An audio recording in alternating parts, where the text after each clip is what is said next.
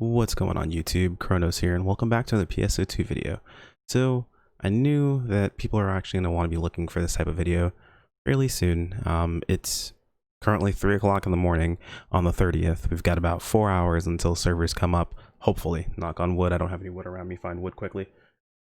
Oh, they're gonna blame me. Okay, found wood. Knock on wood. That the servers come up in time. Now, a bunch of people are going to be leveling their classes. A lot of you probably going to be jumping over to Hero. I will probably do something like this for Hero relatively soon, though there's a lot of information on the PSO2 Fleet Discord, if you're not already there, about Hero builds. One thing a lot of people are going to start asking about is, what do we do with the extra points? We're getting 10 more levels over on Global. What should we do about Bouncer?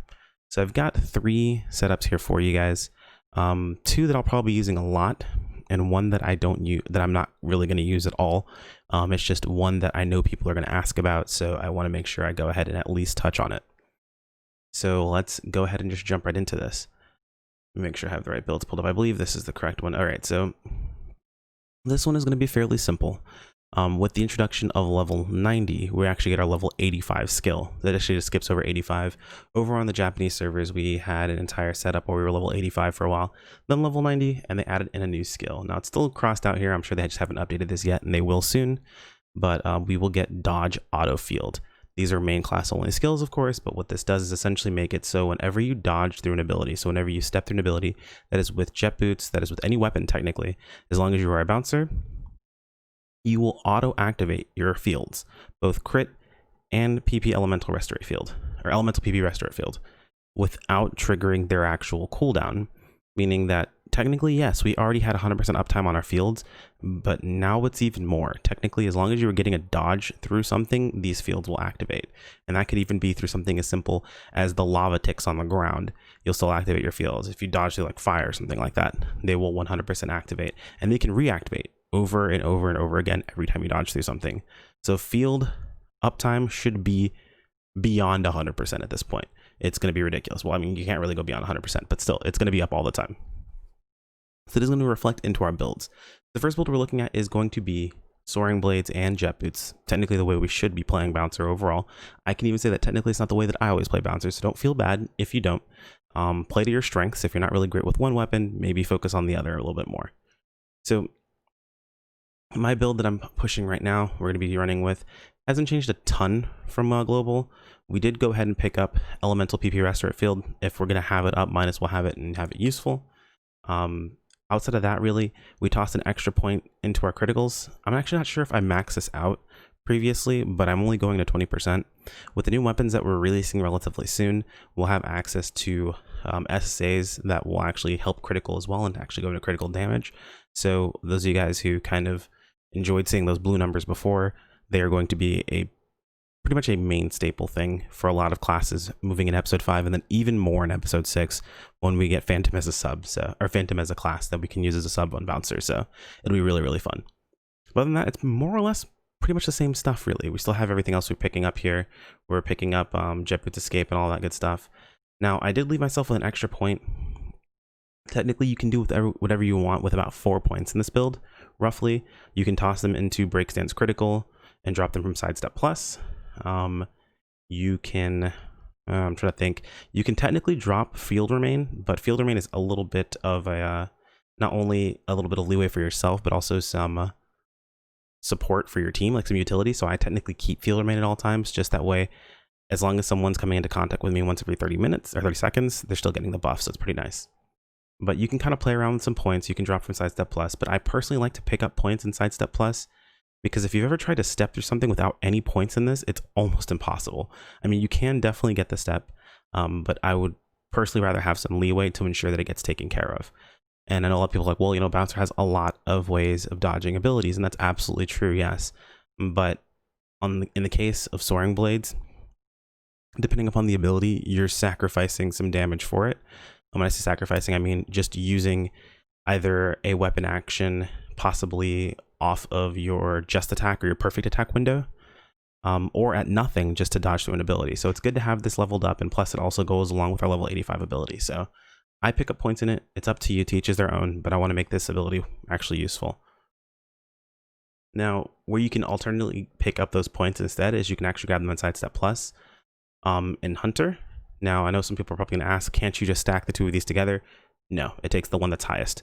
I used to think the same thing. I take 3 points here and like 2 points over on Hunter for a total of 0.20, thinking that's how it would work out. But I have been shown tests and I have done my own tests that say that this doesn't work. So unless something has changed or else I really mess that up somewhere down the line, this doesn't work. So don't stack them. Now, what I decided to do this time around, since I'm basing everything on melee power, as you should if you're playing both weapons, I didn't have very much melee power to get in this tree itself, so I went ahead and just tossed 3 points here and jumped over to the Hunter tree and then just went full into these. Now, the higher you get in these points, the more points you get per point itself. They're not the most amount of damage you're going to get out of stuff, but if there's nowhere else to get damage overall, it's not a bad place to put your points. Technically, you can drop points from here and toss them into like Sidestep Plus here instead if you want to do that. You also have the alternative option of dropping like all of your melee power and picking up Iron Will and Stalwart Spirit if you find that you're going to be getting low on HP. To be honest, episode 5 is a bit more of an HP meta where enemies start hitting really, really, really hard, like almost straight up one-shots in some cases. So it's not a bad idea to get Iron Will, Stalwart Spirit, but pick your defensive option. I don't usually recommend picking up both of these unless you're playing Fighter. You can go Iron Automate half, or you can go Iron Will, Stalwart Spirit. You can go both if you're really concerned. Sometimes I do have a build that has both of these because I play a bit of Fighter on the side. And also whenever I'm doing solos and I'm not super comfortable, I want to have access to not like completely losing the solo. So you've got access to that there, but decide on what you want between the two of those. Everything else is mostly the same. It's just going to be all of these are still picked up. And then we just get some melee power. Pretty easy, not too big of a deal. War Track does not work for us, so don't worry about Warcry. That is a Hunter only thing. By the way, if anyone out there is a Hunter, this is why we tell you to use Warcry, by the way. Warcry increases your damage. War Brave, more damage. War Attract, it's going to give everything gelin, which reduces the damage everything takes. So more damage for you, less damage for everyone around you. And then there's also an augment that's going to make it so you deal more damage to anything that has gelin on it. So like, so Warcry. If you're a Hunter, please just Warcry the enemy. Everyone will thank you. Anyway, moving on. So the next build is probably the one that's going to get the most mileage out of me personally. I'm most comfortable with Soaring Blades. That's what I've used for a very, very long time. So this build is all in on Soaring Blades. Does not have anything in Jet Boots whatsoever. This is a little bit easier in episode 5 because we have access to a bit more support overall with new weapons and SSAs and all those sorts of things. And they've buffed Bouncer in a lot of really, really good ways, moving all through JP that we have access to right now on Global. So this is a little bit more viable. Not that it wasn't viable before, but it feels pretty good now. So we have maxed out melee power. Really can't get points anywhere else. Picked up Soaring Blades Focus. All of those are pretty normal. We went ahead and grabbed Elemental Field, PP Restorate, and we put 2 points in Sidestep just because we had the points left over. We are at cap of points. We can't really get any more. So we went ahead and just put 2 points. That should be enough to get decent with your step. 3 is super comfy. 2 is comfortable enough, in my opinion. I've worked with that for quite a bit of time. So pretty nice there. And then, of course, we have 1 extra point into our critical stances. This puts us at 20%, meaning that with all of our buffs up and a crit ring, we'll be at 95%, I believe. If I remember correctly, I believe it's 20% on the crit ring. Yeah, 95% or 75% without it. So when you have your crit ring on, usually it means you have a Techer in the party, meaning you're probably going to get the boosted shift anyway, so you're going to have 100% crit, which is really nice. And if you don't have a crit, or if you don't have a Techer in your party, you're going to drop the crit ring for an adrenaline ring to make life a little bit easier for you, unless you're just really, really good at maintaining your PP consistently. You'll have that available to you. There is technically also, and I will mention this in passing, I don't want to go too far into it, with the not Atra, wait, is it Atra now? Atlas, I'm sorry, the Atlas weapons. With the Atlas weapons, there will be a way to create a set of dual blades that have the effect on them that increases the amount of time Shift ND banner on you up to 120 seconds. So technically, if you plan on making those sets of Soaring Blades, you have that available to you, but I personally opt for the ones that give me some life leech, so makes content a bit safer. So that's just me personally, and there are other S4 options as well. But again, that's a topic for another video. So those are pretty self-explanatory. You can kind of see, and these are all going to be in the video description, by the way, in case you guys aren't following along, you're not sure you have access to them, or you want to show them to someone else. These will all be in the video description. And then, as always, Hunter, we went full in, picked up Automate half, picked up Iron Will, got points here. You have, actually, I think I used all points here. What did I do differently? than the last one. I think this is mostly, no, this is exactly the same. Okay, so this is pretty much the exact same as my other build setup. Again, pick Iron Will, pick Automate Half. If you really need both, take both. You're gonna lose damage because of it, but if Iron Will procs, technically you gained damage, so teaches their own. And just as a note, people usually ask a lot of times how much their damage, like how much melee power I have and things of that sort. And a lot of players seem to kind of be confused about that.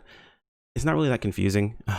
For a lot of us that played the game for a very long time, we've learned that technically melee power is not always equivalent to how much damage you're going to deal. The damage formula is not that simple. A little bit more that goes into it that kind of affects melee power in different ways. So if someone asks, or if you are someone who's asking, hey, how much melee power do you have? And someone's like, it really doesn't matter. It's because it really doesn't matter that much. It's not going to work the same way. So these points you're getting in your tree are not weighted the same way that you would get damage from points in other locations that you're getting melee power. That's why it's kind of low on the totem pole of what's important to grab. So a little history lesson there. Now, I have to talk about this because people are going to ask about it, and I get asked about it all the time. And I'm sure a few of you guys will be like, woohoo, he showed a build for it. Bouncer Fighter. So, Bouncer Fighter is strictly and only if you're trying to play jet boots, specifically with tech power in mind. So, this is a build that I'm putting together for tech power jet boots. You have quite a few points to play around with. It maxes out most of what you need here. Now, I personally would at least put 2 points in a sidestep to finish this out. That way you have access to it. Yes, you do have access to being able to just use your weapon action to kind of float away from your target, but sometimes it might screw up your positioning. Other times you could faster just dodge through something fairly easily. It just depends. So yes, use your iframes available to you. However, having access to Sidestep Plus does mean you automatically trigger your Elemental PP Restaurant field and your Critical field, and you could technically, in theory, as long as you're triggering these consistently, take them off of your bar, which those of you guys who play Bouncer know, our bars are super, super full, and you're always changing them out based on what you need or swapping between 2 of them. I know a lot of people have been having that problem, I'm included. So I do pick up Elemental Burst to cap, and the reason for that, I'm not a huge fan of how it works out, to be honest, but with tech power, you're casting techs anyway, so you are getting your element back if you're losing it, and if you're not losing it, it works out pretty well. So it just depends on your situation itself, but since we're picking up Elemental Burst, it kind of builds into Fighter for us. Now, kind of one of the cool things about playing Jet Boots Bouncer is you have access to rebuffing yourself fairly easily. But if you play tech-based Jet Boots Bouncer, and you also have access to Fighter as a subclass, that means you have Adrenaline from the get-go. Now, you can't take Critical Strike, which kind of sucks. And you also can't use a Crit Ring, which also kind of sucks. But alternatively, you can get damage from other sources using a different right ring and things like that. Because basically, you usually can't just use a ring that's already a part of your tree, more or less. Now, with taking those points that we did over on Bouncer, so over an Elemental Burst, the reason we took those points was to kind of feed into our Chaser damage. So Chaser damage increases your damage potency based on an enemy being afflicted by an ailment. So you can technically go further into this. This actually doesn't have very many points used. You can see it's only 60 out of 140. You can pick up things like HP up. Technically, it's kind of weird. I'm not sure how this balances out with the whole melee power thing, because your jet boots are going to be scaling off of tech-based damage, though your PAs scale off of melee damage, and it's a bit weird. This is kind of why I don't really recommend this type of build until Phantom comes out, just because Phantom covers multiple aspects of the build itself overall, and it's really, really nice for it overall. But either way, you have a ton of points to play around with, so I would say play around with those points, test a few things, see what works well for you. You may want to consider the HP up, because you might be getting cut down pretty quickly. You also have points for extra chaser damage, that sort of thing. Now, the reason I'm showing off this build even as an option is because we're going to have access to these 14-star weapons that have these S-grade abilities, or S-grade augments. That means we'll have access to another defensive tool. One of the things I mentioned in passing earlier was I'm planning on making a set of Soaring Blades that have Life Leech on them. You can do a very similar thing. You can do basically the same thing with Jet Boots. So you have access to something that will, in theory, heal you as long as you're attacking. So you're able to stay alive. Where we really didn't have that easily attainable previously, we have it available to us now. So if you really are adamant on wanting to play Bouncer Fighter, and you want to base yourself on tech-based damage, that's just the type of playstyle you want to play, now is the closest time to being able to do so. But I will still say, overall, I would take something like this, drop the tech power from it, drop the elemental burst from it, put it all into melee power, sub hunter, and just kick everything to death until we get Phantom Sub. Because when we do get Phantom Sub, you'll be able to cast techs so incredibly fast and jet sweep kick things, you will absolutely love it. Fighter, you won't. It's going to be really slow. It's not going to be super fun all the time. That might be your playstyle, but I'll be honest, I don't think it's very good. But it is playable and you can do it. Worst case scenario, if you're really feeling like you're dying, you need some extra help, Summoner's not a bad choice either to sub. And that's really everything you have to go into with all of the skill trees. Now, I may have missed a few things. I apologize in advance. It is fairly late and I didn't plan on making this video, though I really sat down and thought about it and figured a lot of people are going to be really curious about what to do with their points when they wake up and they start playing the game. They're probably going to do a lot of research. This will be a good video to have up on the channel.